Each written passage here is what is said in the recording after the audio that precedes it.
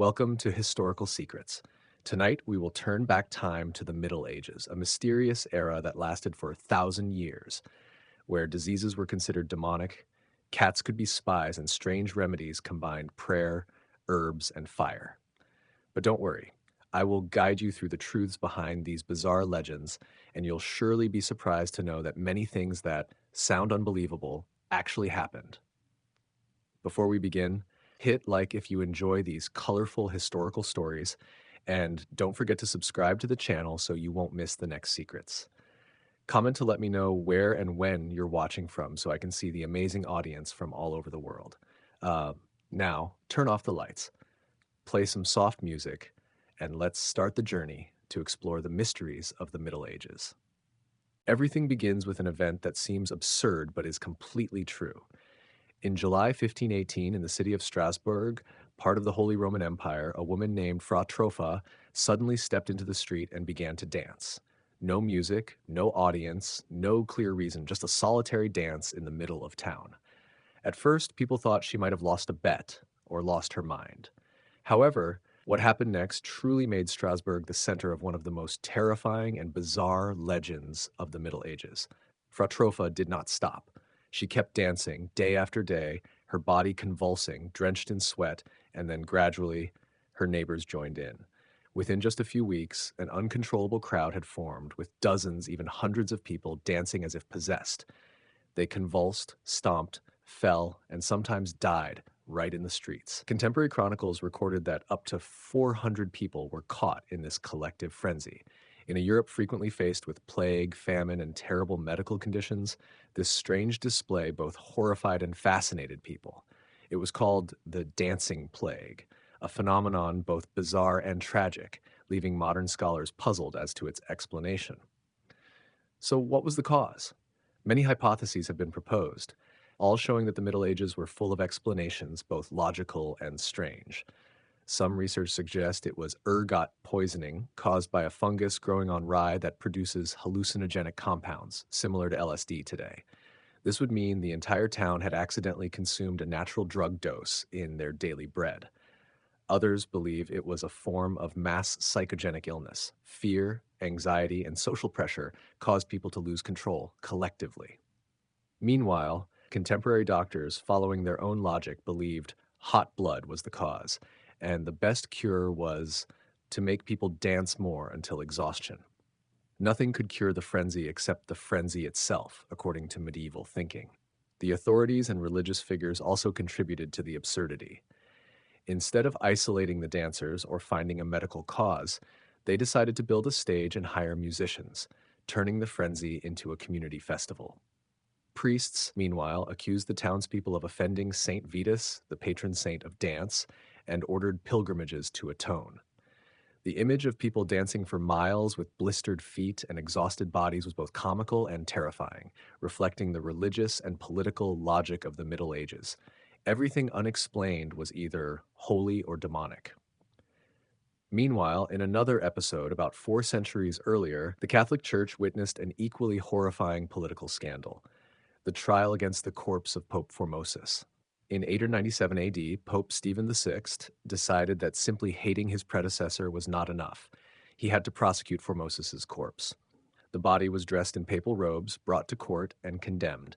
The blessing finger was cut off, the vestments torn, and finally the corpse was thrown into the Tiber River. The result was riots. Stephen VI was imprisoned and died under public outrage. This event was not just a horror story. It was a vivid demonstration of how pettiness, power, and greed could lead to insane decisions in an era where religious and political beliefs were tightly intertwined.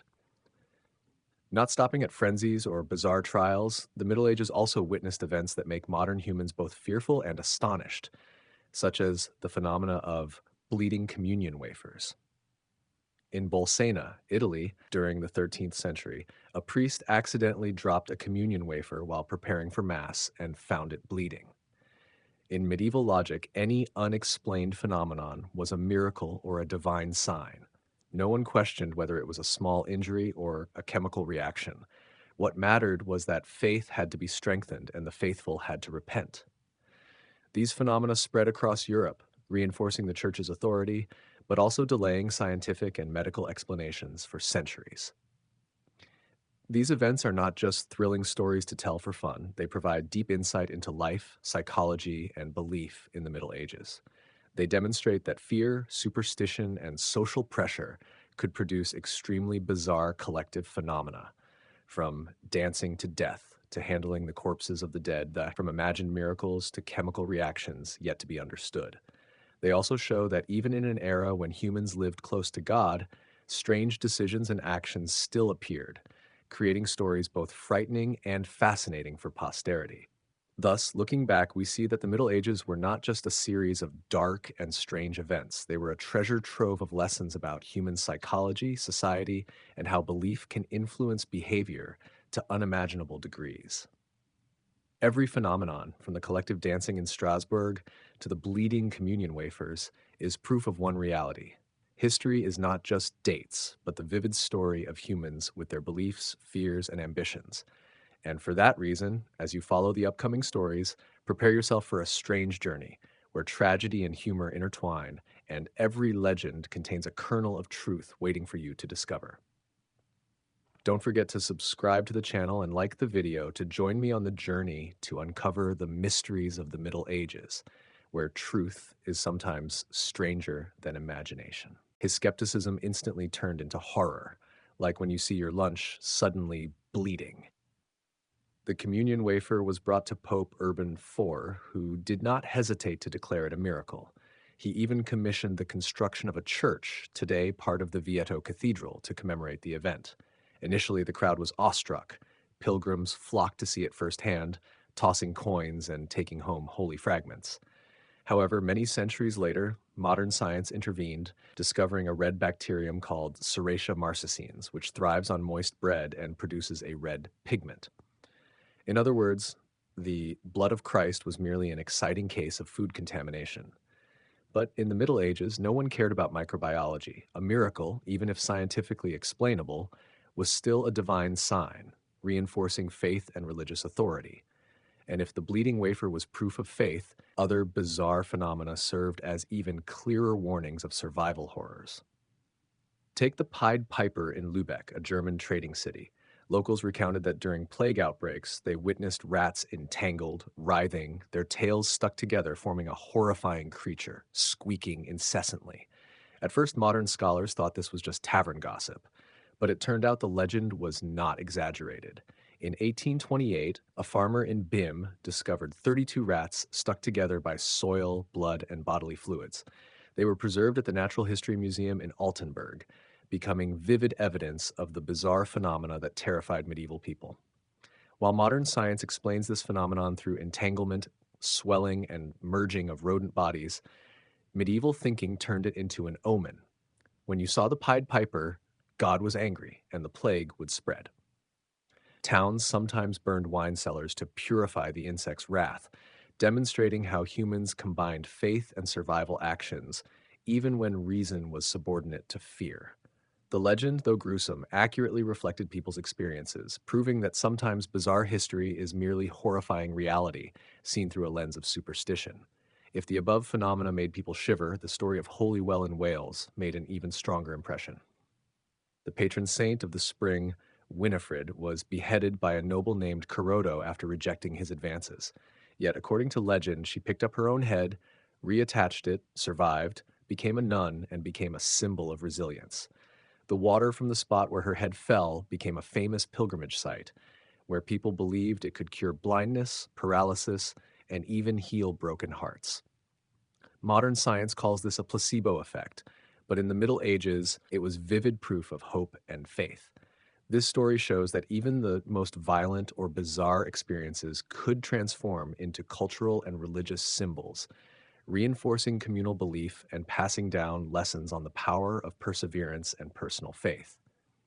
From supernatural and superstitious phenomena, we turn to political and financial events. The Knights Templar, originally warriors protecting pilgrims in the Holy Land, gradually became a wealthy organization, lending to kings, building fortresses, and developing the concept of interest. They became so powerful and imposing that King Philip the Fair of France, petty and greedy, felt threatened. When Philip decided to suppress the order in 1307, arresting all Templars in France, it was a collective massacre carried out using medieval torture methods. Their leader, Jacques de Molay, was burned alive, but according to legend, he cursed the king and the pope, and both died within a year. This led later generations to believe the curse still had an effect, and these events became legends passed down for centuries. The story of the Templars and their curses, combined with phenomena like the Pied Piper, bleeding wafers, and holy well, creates a panoramic view of the Middle Ages, a time when superstition, faith, politics, and nascent science were intertwined. Every phenomenon, whether bizarre or tragic, carries a lesson. Humans always seek to explain the world around them through belief, whether religious or supernatural.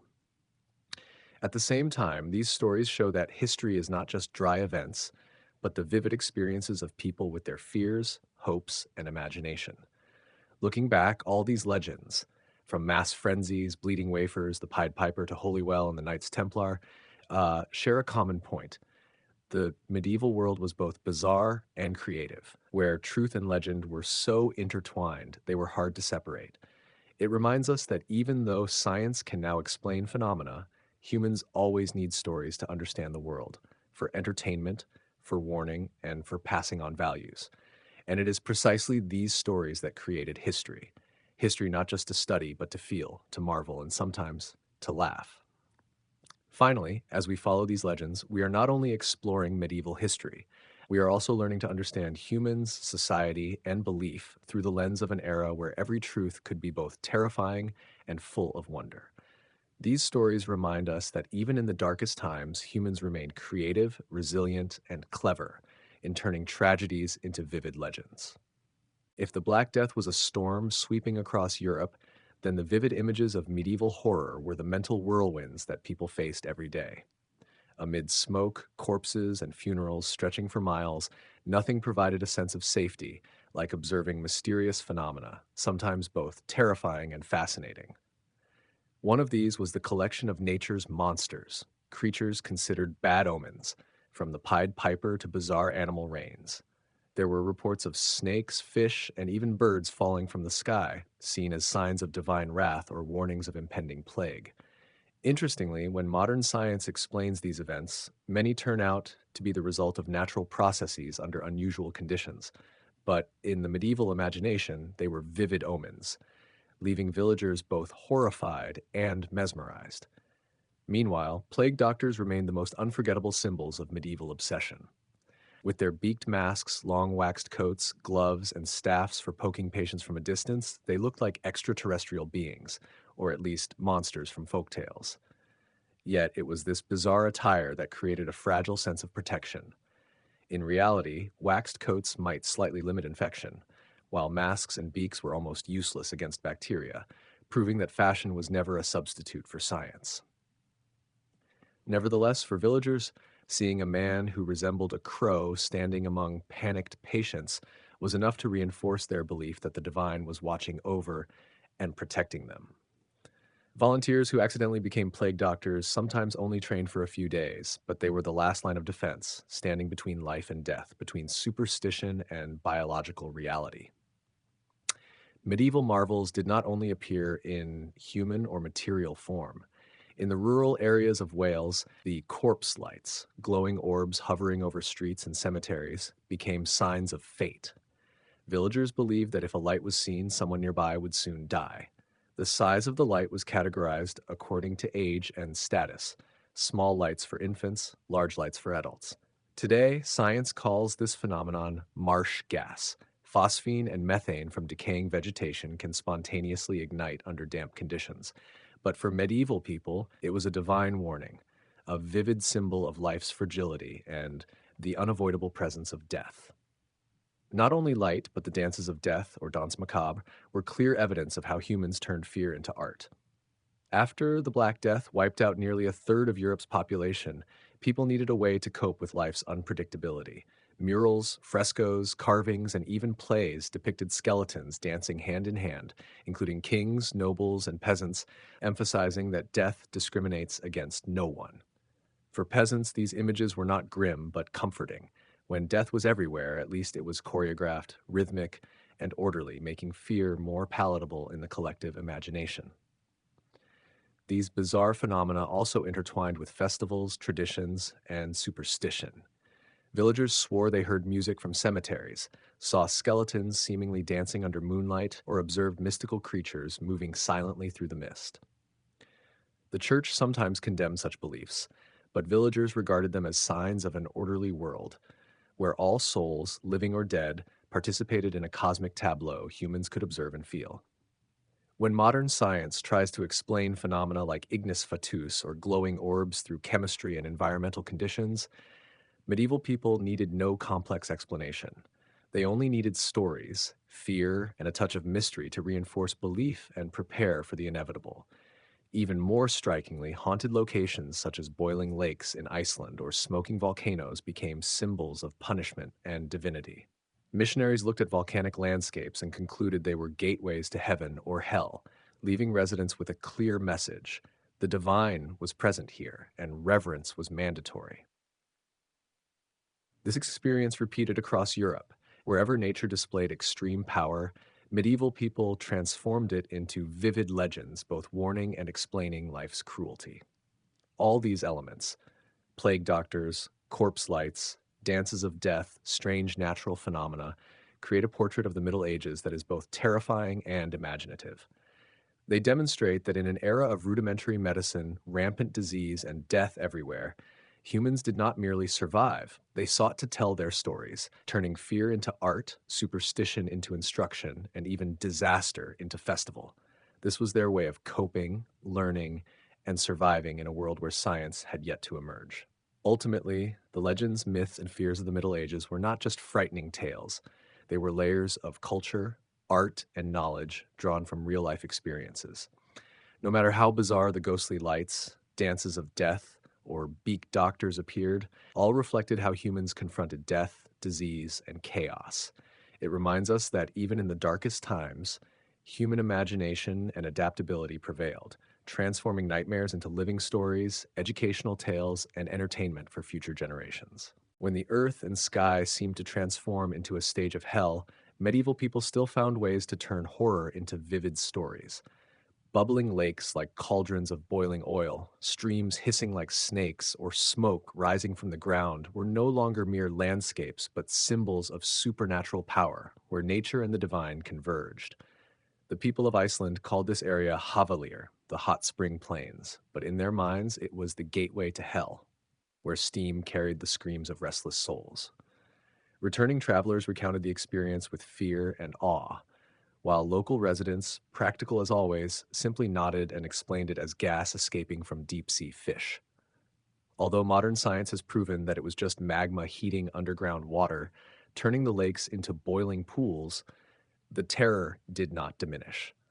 Belief in the presence of the divine, or at least in God's punishment, became an inseparable part of spiritual life, helping people maintain a sense of control in an easily chaotic world. Even Venice, the city famous for masks, canals, and primitive sanitation, was not immune to ghostly tales. During the Black Death, overflowing burial pits led to legends of Venetian vampires. Observing bloated corpses, tattered shrouds, and black fluids oozing from mouths, people concluded that the dead were rising to feed on the living. The medieval solution, both horrifying and practical, was to stuff a brick into the corpse's mouth to prevent eating. In fact, this was an early form of public health. It was believed that breath and fluids from corpses could spread disease, and a brick was a way to prevent infection. When modern archaeologists excavated a plague pit on Lazaretto Novo Island, they found a skeleton with a brick lodged between the jaws. Clear evidence that medieval fear and imagination sometimes preceded science by centuries. But it was not only the dead, nature also contributed to bizarre stories.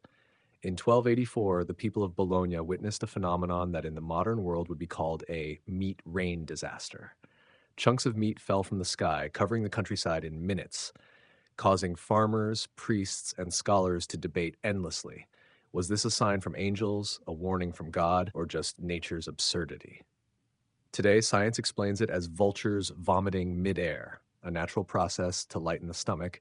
But for medieval people, it was the presence of divinity, a sign of sin, enough to plunge a community into confusion and panic. In this context, priests recorded the event in formal Latin, peasants prayed for forgiveness, and the bishop declared a day of fasting. A purely physical meat rain became a lesson in collective fear and how humans transformed horror into ritual, belief, and story. In the same chaotic atmosphere, devil's bridges emerged as an essential part of folklore. In France, Wales, and Switzerland, villages claimed that their perfect stone arch bridges were built by Satan overnight in exchange for the soul of the first creature to cross. However, clever medieval villagers did not hesitate to send a goat or dog first, angering the devil but preventing the bridge's destruction, leaving humanity with a free architectural masterpiece. This tale is both humorous and illustrative of villagers' skill, cleverness, and imagination, while showing that they understood the structure and stress distribution of arches, technical knowledge far beyond the myth.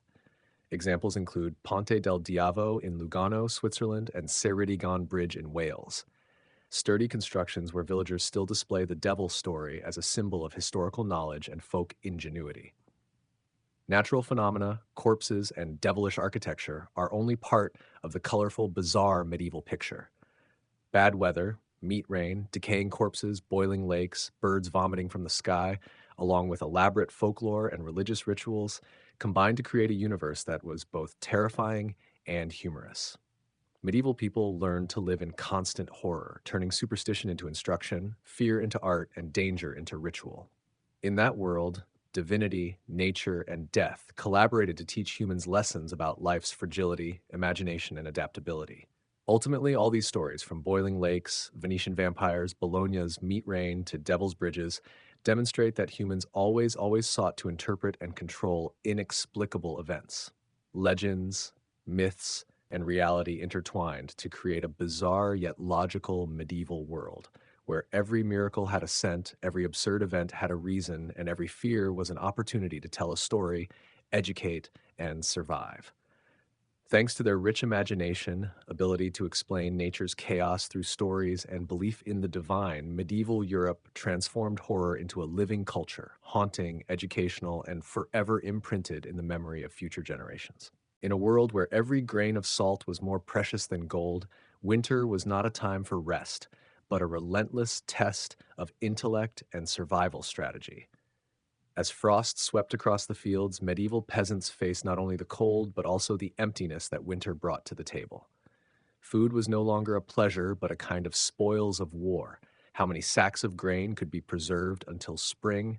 How many turnips needed to be stored in cellars, which pigs had to die so that the family and the remaining animals could survive?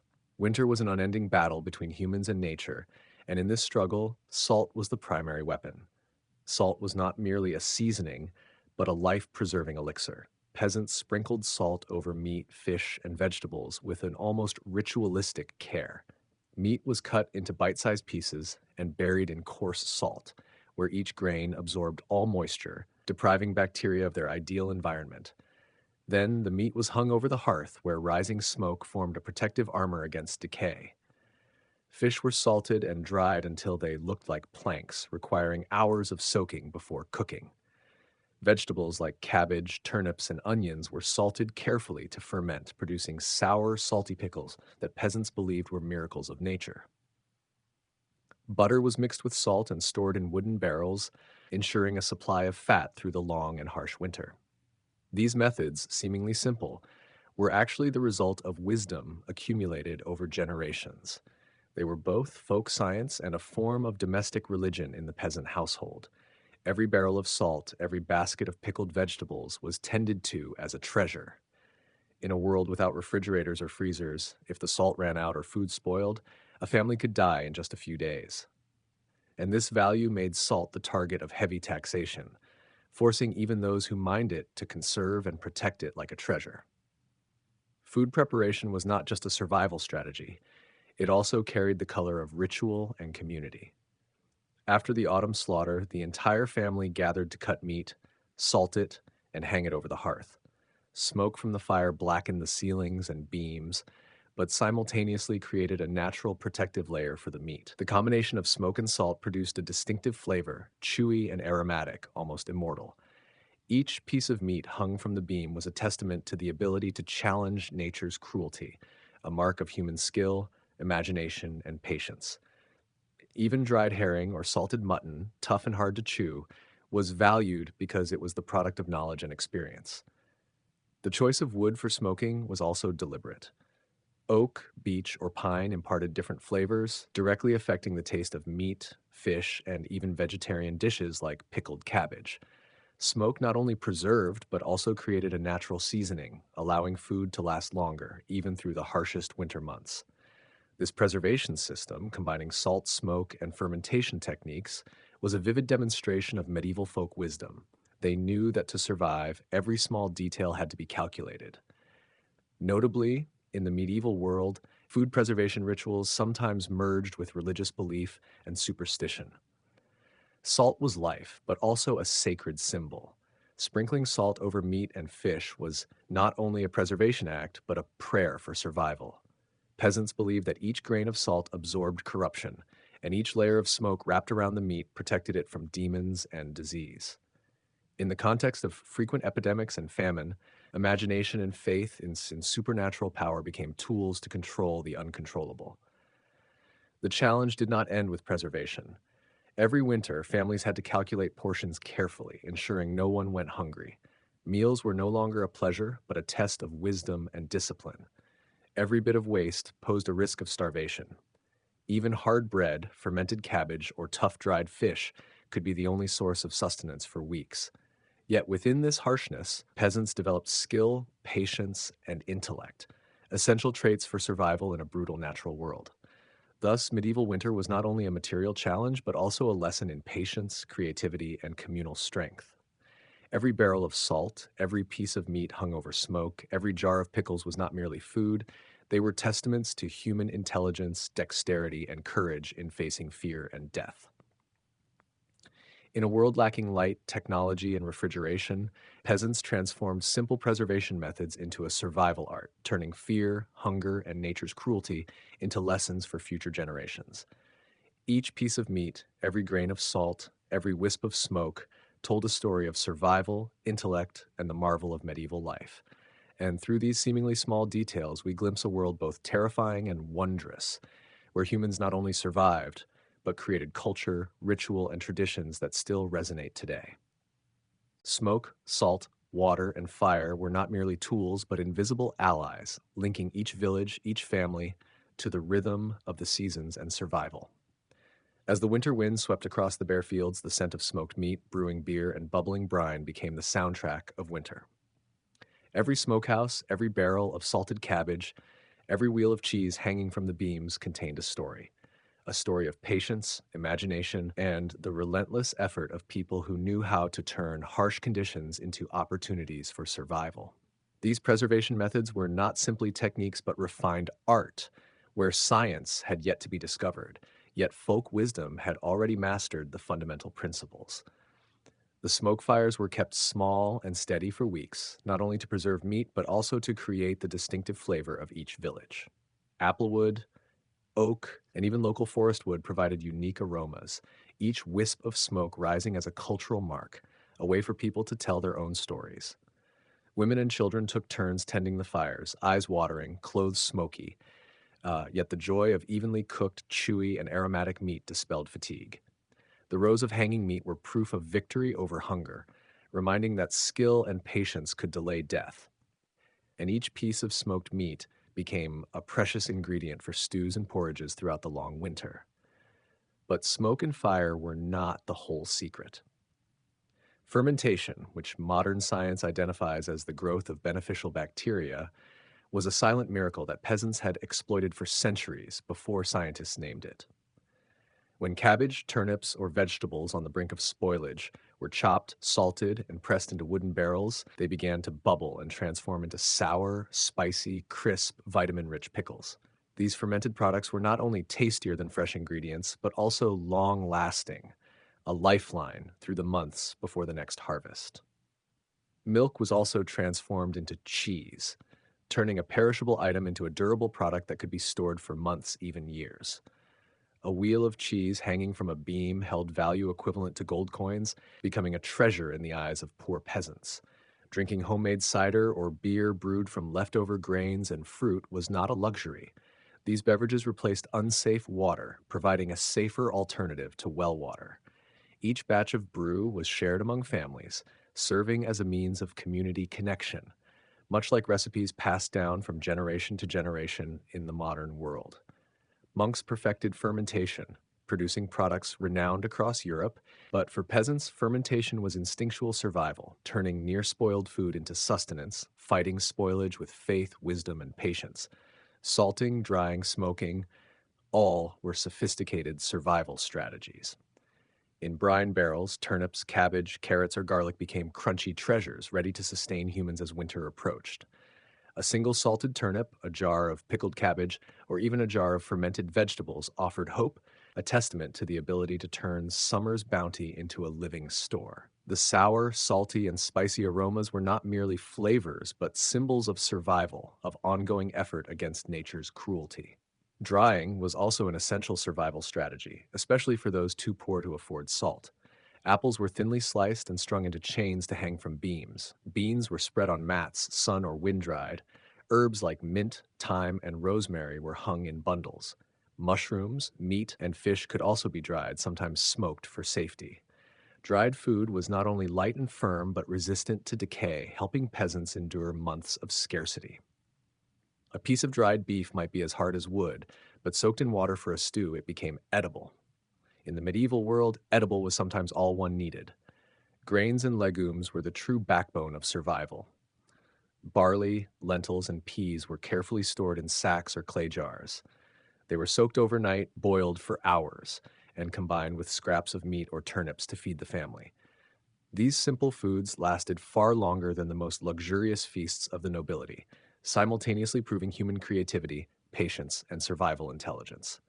Every action, from drying and smoking to fermenting, was both folk science and a survival ritual, where faith, skill, and patience intertwined.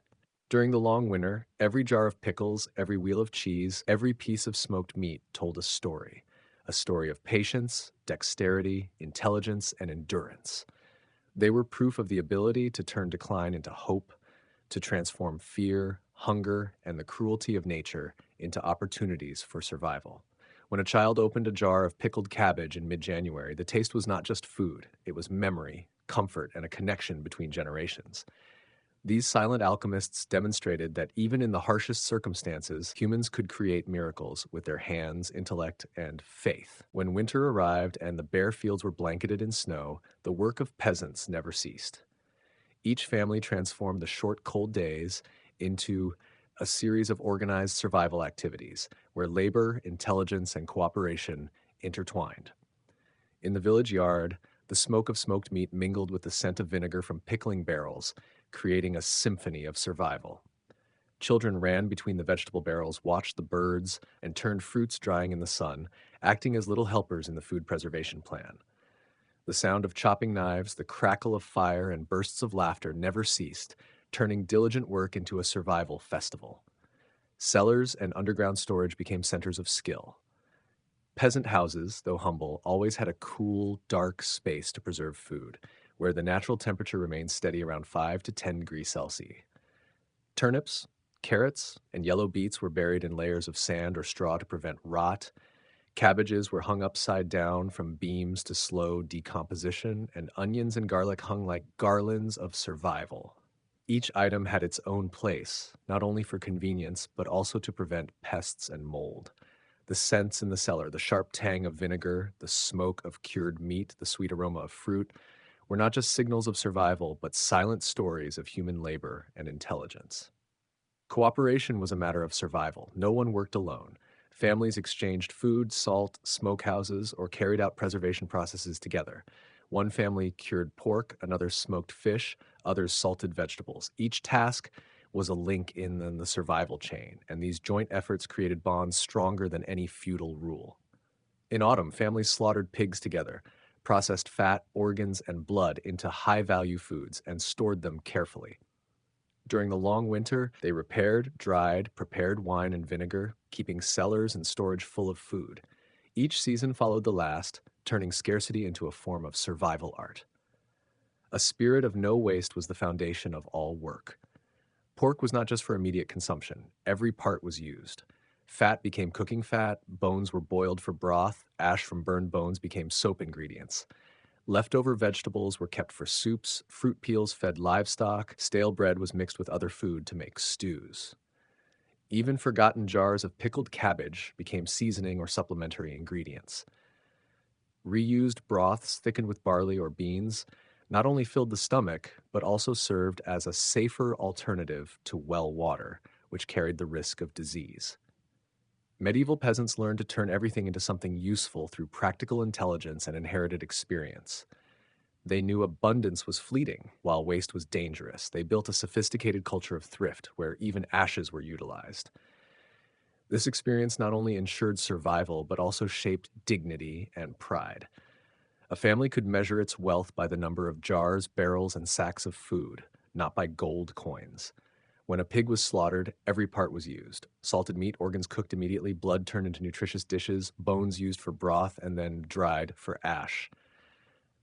Nothing was wasted, and every step demonstrated skill, intelligence, and patience. Food preservation also became a spiritual ritual. Sometimes peasants blessed a brine barrel or drew a cross on bread before drying it. This work not only sustained the body but maintained the spirit, providing hope amid cold and darkness. Village cellars, pickle barrels, and smokehouses became symbols of unity, representing collective efforts against harsh nature.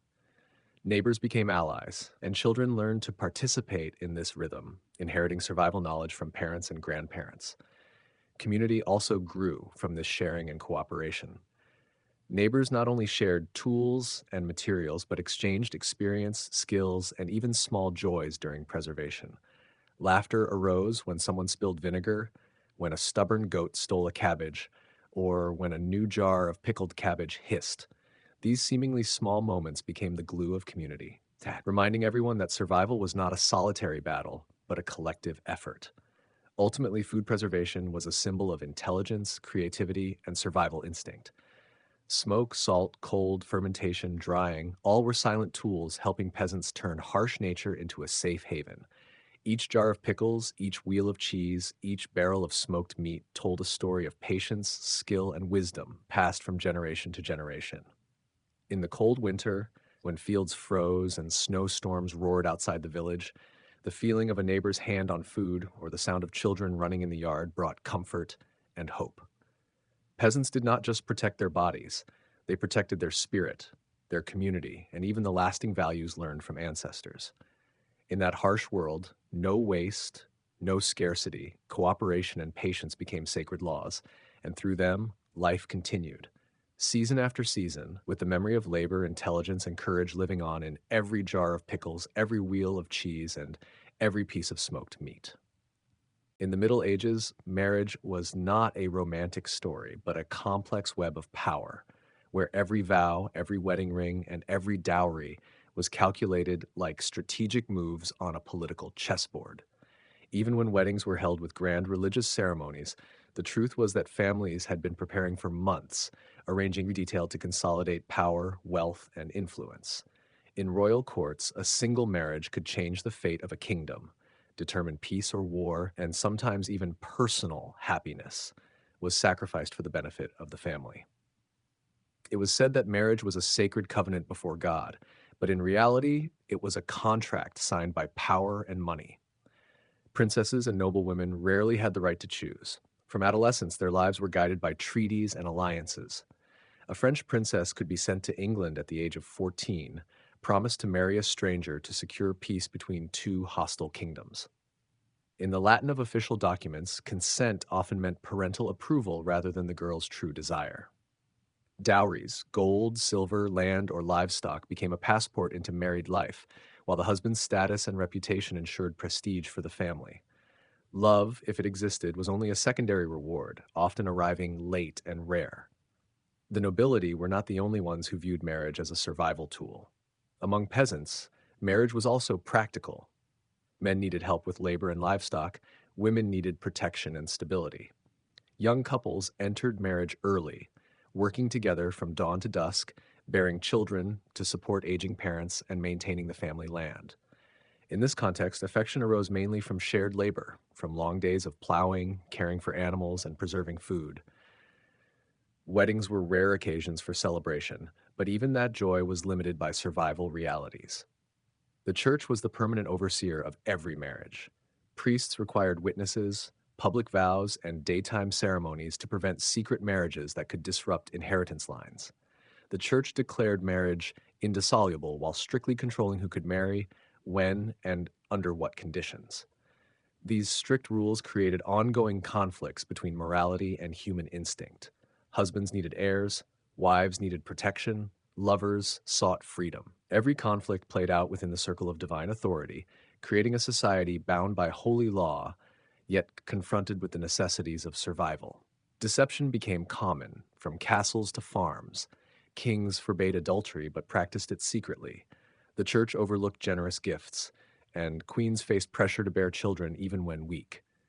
A queen struggling to conceive could face exile or annulment. A king's adultery was treated as a personal matter. Deception became both a survival mechanism and policy. Confessionals became silent battlefields, where priests heard countless stories of infidelity, forced marriages, and broken vows. In royal courts, marriage was also a tool to legitimize conquest, annexation, or territorial control. A widowed noblewoman could be forced to remarry to consolidate power, even if she despised her suitor.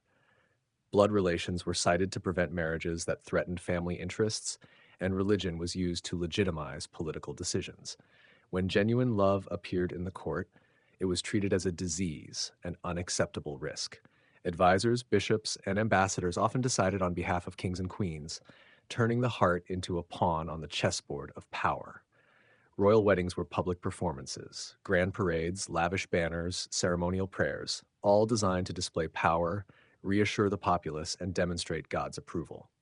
Yet behind the veils and smiles lay strategic calculations. Queens had to bear children, remain silent and loyal. Kings had to be strong, dominant, and discreet about affairs. Failure brought scandal like a plague. Every marital decision affected lineage, property, and the security of the realm. For example, Eleanor of Aquitaine experienced two highly complex political marriages. Her first marriage to Louis VI of France brought her a vast land inheritance. When she failed to produce a male heir, the church allowed annulment, and a few months later she married Henry Plantagenet, who would become Henry II of England. Her dowry became the spark for the centuries-long Anglo-French conflicts. Such royal marriages were not love stories, but power dramas, where political, religious, and economic forces intersected. Throughout the process, love often appeared as a random, unwanted, and sometimes inconvenient factor. It was not allowed to dictate decisions, and when it arose, it had to contend with family interests, church law, and intricate power schemes. For medieval people, marriage combined three elements: power, wealth, and strategy. Emotions were merely surplus, if they existed at all. Ultimately, medieval marriage was a mirror of society, full of contradictions, simultaneously binding and flexible, sacred and pragmatic, where every decision affected personal life and the fate of the lineage. Vows, rituals, and rules were merely an outer layer, concealing calculations of power, human conflict, and survival strategies that all had to learn to endure. In that world, the heart and power played separate games, and marriage was the chessboard on which everyone had to move wisely, for a single misstep could cost a whole family a season of survival, or even a throne. Adultery in the Middle Ages was not merely a personal matter, it was a political weapon, a tool of power manipulation, and a dangerous game with unpredictable consequences.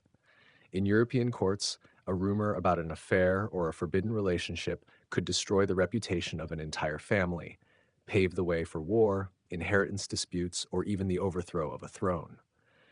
Every royal marriage, from its arrangement to its consummation, was designed like a gamble, a mental contest between politics, power, and desire. While the church preached the sanctity of marriage, secret storms raged within the palaces, where adultery was often regarded as an unavoidable part of the power system. European nobility in the Middle Ages lived in a world where desire was betrayal. Marriage was strategy, and love, if it appeared, was a high-risk game. Kings, knights, and even high-ranking clergy knew how to bend moral limits to satisfy desire or consolidate power. A lover could wield more influence than a bishop or a court official. Royal mistresses often held secrets capable of toppling a dynasty. Participation in extramarital relationships became a form of unofficial diplomacy, knowing who stood on your side, who could betray, and who held crucial information. The scandal orchestrated by Philip the Fair of France is a prime example of the pragmatism and ruthlessness of power. When he accused the wives of knights of adultery, it was not out of morality, but to destroy their husbands' political power. Public accusations humiliated the nobles, stripping them of status and influence. An act that seemed moral became a sharper sword than any weapon. Meanwhile, for peasants, adultery was a matter of survival and honor. A woman caught could be beaten, shaved bald, or paraded through the village. This harsh society tolerated men's desires but punished women, making female virtue the most sophisticated currency in the social economy. Adultery was not only personal desire but also a political language. It exposed the hypocrisy of a society that demanded purity while rulers openly violated rules. Kings, knights, and priests all found ways to navigate and exploit loopholes in legal and divine systems.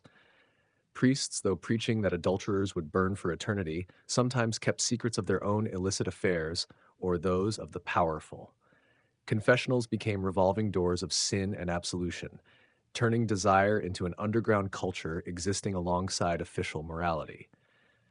Courtly love culture, emerging in the 12th century, turned adultery into an art form. Musicians and poets composed for married noblewomen, celebrating forbidden desire in the guise of the ideal knight.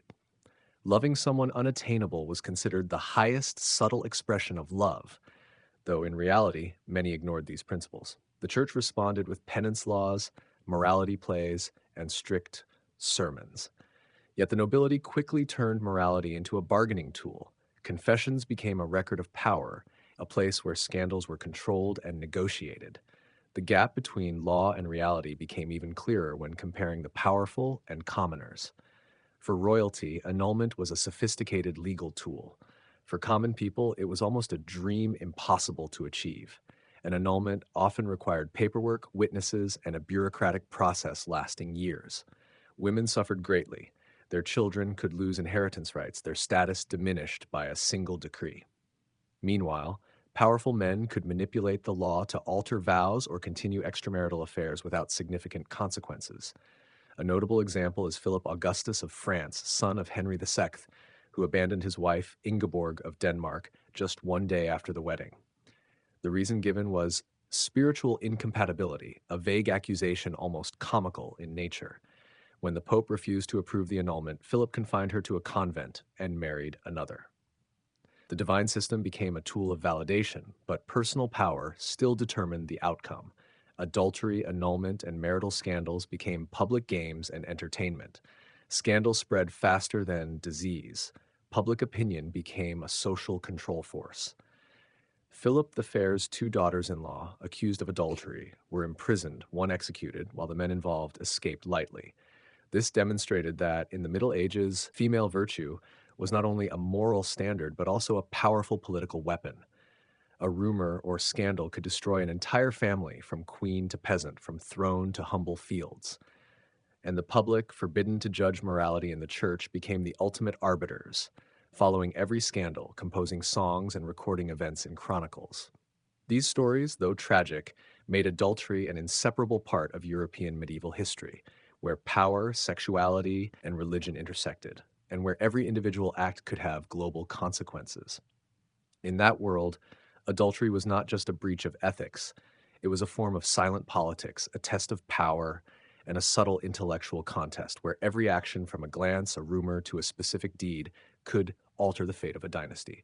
It clearly shows that in the Middle Ages, love and marriage never truly spoke in unison, and desire, power, and intrigue coexisted side by side, like creating a society both tragic and irresistibly compelling. In the Middle Ages, marriage was not merely the union of two people, but also a battlefield of power where reputation, property, and lineage were weighed on the scales. When a love scandal emerged, it not only shook the palaces, but also spread unease throughout all social strata. Royal couples engaging in adultery, though condemned by the church, became symbols of power tested and of passion that could not be chained. Deceit and trickery appeared at every level. Kings could betray their wives, knights could keep lovers secret, priests could break their vows of celibacy, while common people could only silently witness.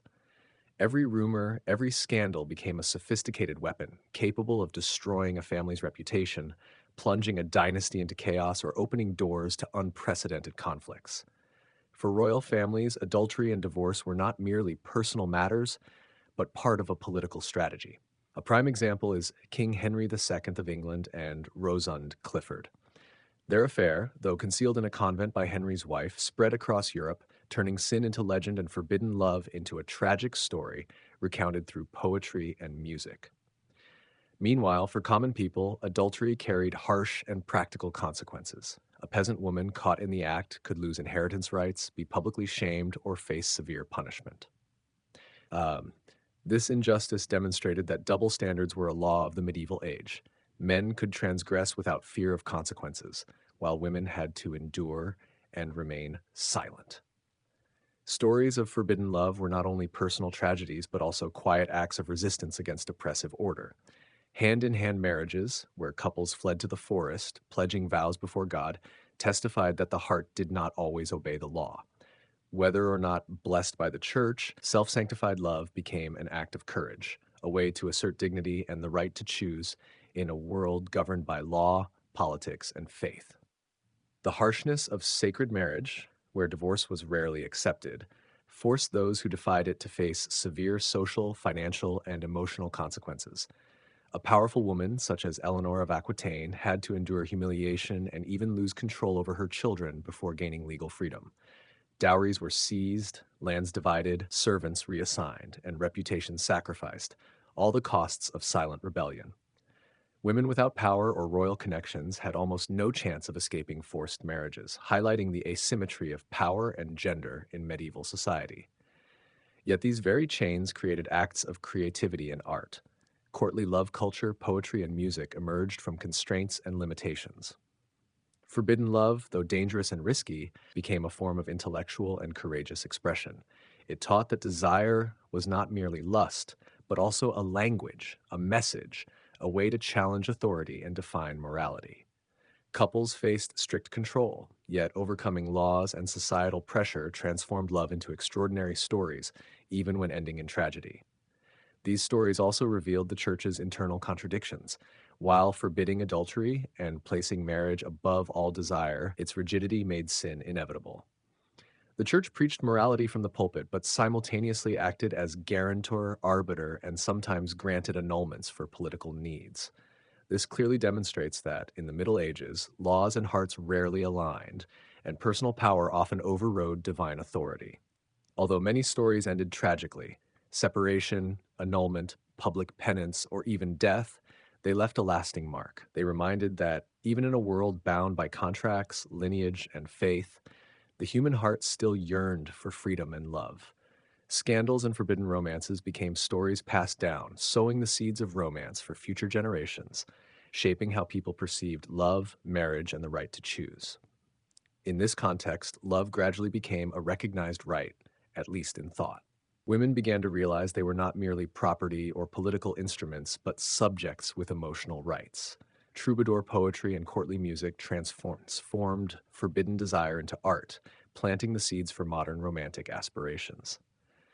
Gradually, the concept of marriage began to shift from a contract of power to an alliance that could be based on affection. Yet, the legacy of the Middle Ages remained. Double standards regarding adultery, men's power, and women's limitations in marriage left social scars lasting centuries.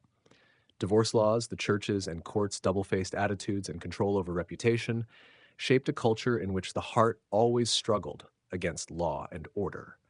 And it was this struggle, the conflict between desire, morality, and power, that sowed the seeds of modern love, where freedom, choice, and emotion are valued above any contract.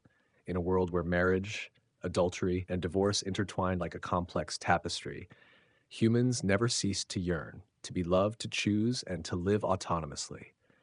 Medieval stories, though bloody, sorrowful, or deceitful, reflected the indomitable nature of the human heart, a heart that never submits to the chains of power, religion, or law, always seeking the light of freedom, even if only a flickering candle in the darkness of a harsh era. Ukiyo, the ephemeral world, is not a place of truth, but a symphony of illusions, where every sense is seduced and controlled. Stepping into the streets of Shimabara, visitors feel as if they have entered a perfectly orchestrated universe. Glowing lanterns illuminate every fold of layered kimonos, the scent of incense mingles with the aroma of plum blossoms in the air, and the sound of the shamisen resonates from balconies as a reminder that every step is scripted within Ukiyo. In this world, time and reality become pliable, bending to human finesse and the unspoken rules of society. Yet beneath this splendor and orchestrated art lies a strict order, where the freedom of participants is always exchanged for discipline and control. Courtesans, oiran, or geisha are not mere embodiments of pure desire, but living artists where every gesture, smile, and glance is trained, measured, and analyzed. These women learn from a young age to become mobile works of art, dancing, singing, playing the shamisen, preparing tea, arranging flowers, writing calligraphy, and engaging in refined conversation, all aimed at creating a perfect illusion where patrons forget obligations, status, and pride. In yukaku, all power is subtle and tacit. An oiran can command the emotions, attention, and imagination of samurai, merchants, or the wealthiest nobles. An encounter is not merely hospitality, but an artistic pact where status, intellect, and charm are weighed by glance and smile. Even courting a Tao could last months with gifts, letters, and meticulously planned meetings. Here, refusal is also an art, and a woman's power never depends on her body, but on her ability to seduce the soul. Geisha, appearing later, bring a subtle shift. Simplicity yet profound, mysterious yet deep. They are no longer commodities to be exchanged, but controllers of emotion, space, and the rhythm of ukiyo. A true geisha can illuminate a tea house merely with her presence, making patrons feel seen, respected, and spiritually elevated.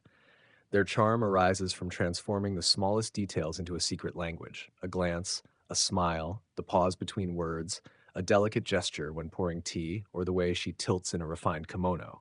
All are arranged like a living painting, where every movement carries meaning and evokes memory, imagination, and desire. Yet behind this perfection lies constant fragility, a boundary between art and desire that patrons often mistake. Many have fallen for geisha, imagining a romantic affair, when in reality there exists only a delicate illusion. Intimacy with a geisha never equates to ownership. Affection is a controlled stage, and their livelihood depends on maintaining the subtle distance between real emotion and the illusion they create. In every graceful gesture, every slow spoken word, the geisha not only preserves her status but also sustains the veil of illusion promised by ukiyo. Ukiyo is also a place of social convergence, merchants standing beside samurai, monks quietly observing those who forget vows, and poets jostling for inspiration from a smile, a glance, or fleeting stories. It is a closed world where outside laws no longer hold, yet this very enclosure creates a tacit order where every desire, every illusion is measured and managed. Bright lanterns, paper screens, fragrant tea houses, all are part of a refined stage where reality and fantasy intersect. The audience becomes part of the story, and performers are the architects of emotion. What makes ukiyo special is not only the art, but the unwritten rules of power and freedom. Courtesans or geisha live within a strict hierarchy, where only a few, like Keiyu or renowned geisha, have the authority to decide who they engage with, the intimacy of interaction, and the timing of emotional performance. Every smile, every glance, every step is carefully considered to maintain the illusion of power and allure. For patrons, ukiyo is not merely entertainment, but a spiritual experience, allowing them to forget social burdens, honor, and duty, where every desire can be satisfied without real consequence. However, ukiyo is also a sentence for those who lose themselves in illusion. Imagined feelings easily turn into obsession, and the charm of geisha or oiran often leads patrons into an emotional labyrinth with no exit. The relationship between performer and patron is a dance of power and control, where both are caught in a pre-written script, though it appears natural and spontaneous. This makes ukiyo a gallery of emotion and illusion, where all sorrow, joy, desire, and disappointment are arranged into art. Ultimately, ukiyo is not a place of real life, but a living stage, where dreams of freedom, love, and art converge. Geisha, Oiran, Mo, Tao, all are sculptors of mood, memory, and imagination. They transform constraints, debt, and discipline into culture, art, and illusion, making Kyoto the heart of Ukiyo, where beauty, intellect, and emotion merge to create a world eternally ephemeral yet captivating. In this space, even silence tells a story, and every glance, every gesture is a rhythm of the heart, both real and dreamlike, both free and controlled, both art and desire. In the dim glow of the brightly lit lanterns along the streets of Shimabara, the world of geisha and mo appears as a vivid universe, yet it is also a world of extreme control and discipline. Everything in Ukiyo, from a gentle laugh to a fleeting glance, is designed to achieve ephemeral perfection, where emotion and illusion blend delicately. Beneath the flawless charm lies hours of practice, the endless repetition of dances, shamisen melodies, and conversational skills. Every step, every gesture, every smile is the product of a living art, where control is the most powerful weapon. A geisha or mo does not merely perform for clients. She observes, senses, and directs the energy in the room, turning any moment into a refined experience. A slight tilt of the head, a passing glance, or a well-timed pause can evoke deep emotions within the patron, making them feel understood and respected, but never possessed. This ability is not innate, but the result of years of training where every lesson and mistake is remembered, analyzed, and adjusted. Small errors, such as a misplaced note or an uneven dance step, can shatter the perfect illusion and diminish her artistic value. In this world, illusion is a form of power.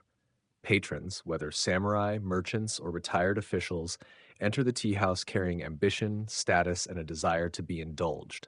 Yet they do not own the geisha. They are only permitted to participate in a delicate game where intimacy and emotion are controlled by the performer. Any closeness, if it occurs, is bound by unspoken rituals and tacit social rules. Too many smiles, prolonged glances, or overly familiar gestures can break the silent agreement, causing both geisha and patron to lose the fragile balance of ukiyo. A geisha's livelihood depends on patrons, called dana, who fund her kimono, musical instruments, training, and daily life. Dana do not buy affection but grant refined access. In return, the geisha provides presence, artistry, and the ability to elevate the patron's spiritual status. This relationship is a dance of power where both sides are bound and interdependent, yet neither fully possesses the other. It is a delicate balance where freedom and control coexist, and the skill of maintaining this balance is the art of living. In the Ochaya, the tea house where geisha perform, every detail is meticulously calculated. The tea ceremony, a symbol of Japanese refinement, becomes the centerpiece of ukiyo. Pouring tea, turning the cup, maintaining silence between actions and glances, all carry profound meaning and spiritual energy. Patrons do not merely taste the tea, they enter a sacred moment where reality and imagination merge. As night falls, shamisen music echoes, mo sleeves flow, dances and songs recount tales of loss, hope, and rebirth. Every movement is a message, a symbol, a perfectly arranged illusion designed to evoke deep emotion. A seasoned geisha can illuminate an entire room without speaking, making a stoic samurai smile or a tense merchant relax. Her power lies not in her body, but in intellect, subtlety, and the ability to read human psychology. Boredom or impatience is social suicide, for in ukiyo, every detail matters. Even a mistimed glance can destroy the delicate illusion she has painstakingly created. But the world of ukiyo is not only one where art is celebrated, it is also a sophisticated and harsh economy. The Ochaya operates like a business, managing all debts, kimono costs, instruments, and lessons. A mo entering the house under the guidance of the okasan, the tea house matron, becomes an investment. Training, performing, and daily life are all recorded, evaluated, and strictly controlled. A small mistake affects not only the art, but also reputation, power, and livelihood. Furthermore, politics and power infiltrate this world. Samurai, officials, and merchants use performances as tools to build alliances, establish prestige, and whisper secrets. A geisha trusted by the right patrons can wield more influence than any courtier, yet every favor comes with obligation. Patrons may become levers of power, and intimacy is always veiled under politeness, ritual, and art. The geisha must balance gratitude and independence, charm and manipulation to maintain livelihood and silent authority. A geisha's success is measured not by money, but by the ability to survive and shine in a world based on dependence without surrender. In ukiyo, the most dangerous game is not seduction, but maintaining freedom. Beneath the shimmering kimono and painted composure, pleasure districts conceal the lives of relentless working women, where grace and patience become armor, and every gesture, note, and breath is a declaration of subtle power.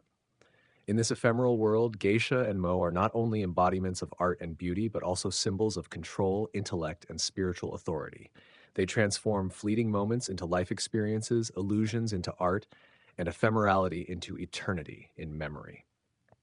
Under the soft lights of Kyoto, Ukiyo is not merely a place of entertainment, it is an arena, a gallery, and a school of the art of living, where women turn discipline, debt, and solitude into beauty, power, and immortal spirit. As the first light of dawn filters through the narrow alleys of Kyoto, the old world of geisha and mo seems to linger in faint silhouettes like traces of a past that has never truly faded.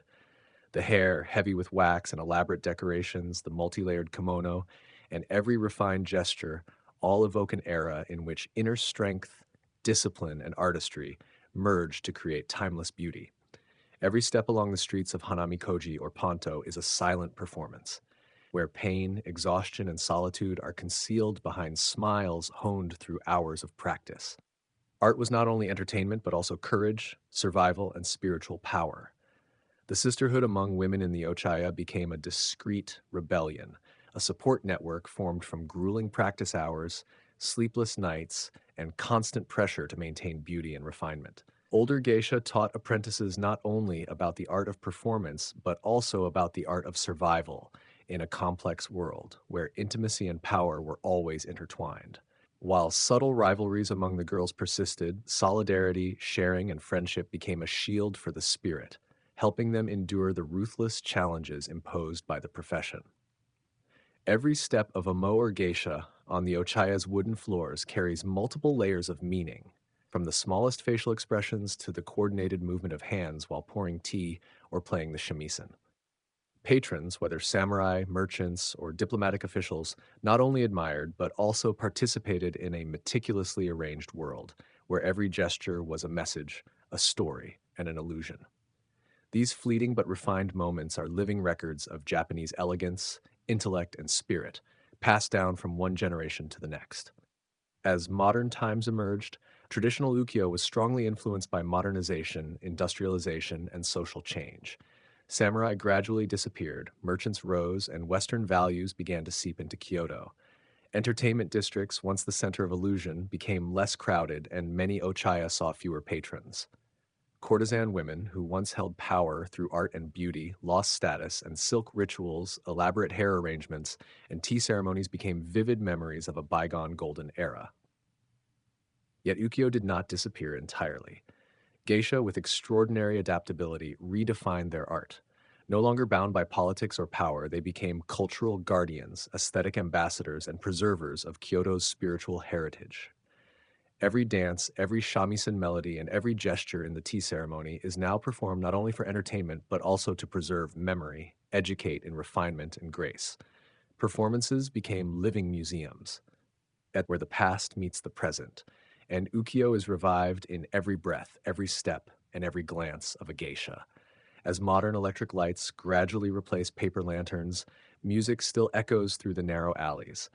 The shamisen, though no longer a tool to seduce samurai, still recreates the soul of ukiyo, reminding of the spiritual and artistic values that have existed for centuries. Those fleeting moments, every smile, bow, and gesture, now become symbols of endurance, where past, present, and art walk together. For modern visitors, geisha may appear as mysterious and alluring figures, but to these women themselves, they are the keepers of a subtle language spoken through restraint, grace, and artistry. Every step, every kimono, every gesture retains a part of historical memory, an irreplaceable cultural layer where ukiyo continues to live, even if only in moments of performance.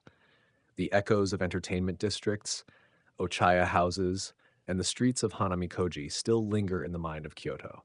They remind of a time when art was a tool of power, when beauty and refinement were invisible assets, and when women transformed pressure, solitude, and constraint into strength and legacy. Even as modernization reshapes the landscape and society, the spirit of ukiyo endures, not as an illusion to deceive, but as a truth preserved through music, silk, and performance. The remaining generations of geisha have become living museums of memory, symbols of adaptability, patience, and spiritual authority. In the dim light of Kyoto nights, they walk slowly, each step a reminder of the past and the art of living, where ukiyo does not die but flourishes in a new form, both reality and dream, history and art. Watching a Miko, an apprentice geisha, stroll along Hanamikoji at dusk is witnessing the convergence of memory, present, and spiritual heritage, where ukiyo still exists, enduring beyond time. Under the neon lights of modern Japan, the old entertainment districts still bear traces, but the spirit of ukiyo is immortal, preserved by women who transformed pain, solitude, and exhaustion into art, dignity, and living history. They do not merely perform, but maintain a subtle language that the modern world might easily forget, reminding that even ephemeral beauty can endure forever if cherished, understood, and preserved.